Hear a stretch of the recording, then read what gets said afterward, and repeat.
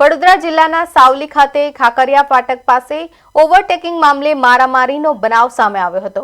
અજાણ્યા car ચાલકોએ dumper ચાલક પર હુમલો કર્યો હતો, જેમાં ચાલકને ઈજા થતા તેને સારવાર માટે સાવલી સામૂહિક આરોગ્ય કેન્દ્ર ખાતે ખસેડવામાં આવ્યો હતો। હુમલાખોર કાર ચાલક ઘટના બાદ ફરાર થઈ ગયો હતો। સાવલી પોલીસે ગુનો નોંધવાની કાર્યવાહી હાથ ધરી છે।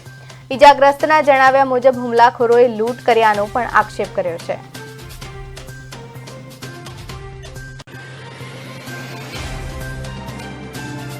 શું ઘટના બની હતી? મારી ગાડી છે ને, જે ગાડી છે તે ખાકરિયા રેલવે સ્ટેશન પર ચાપાનેર રેલવે સ્ટેશન પર ખાલી ગાડી કરીને આવતી હતી।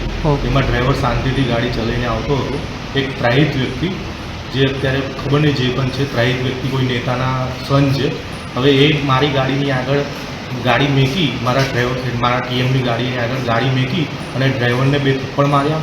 પછી એને નીચે ઉતાર્યો, નીચે ઉતારી અને એને ઊંધો કાઢી અને બેલ્ટ નીકાળી અને બેલ્ટે માર્યો છે અને ખૂબ સખત માર્યો છે અને 5 થી 6 ઝાપડ માર્યા છે। ડ્રાઈવરને અત્યારે કાનથી કંઈ સંભળાતું નથી અને એને બહુ જ ઈજા થઈ છે।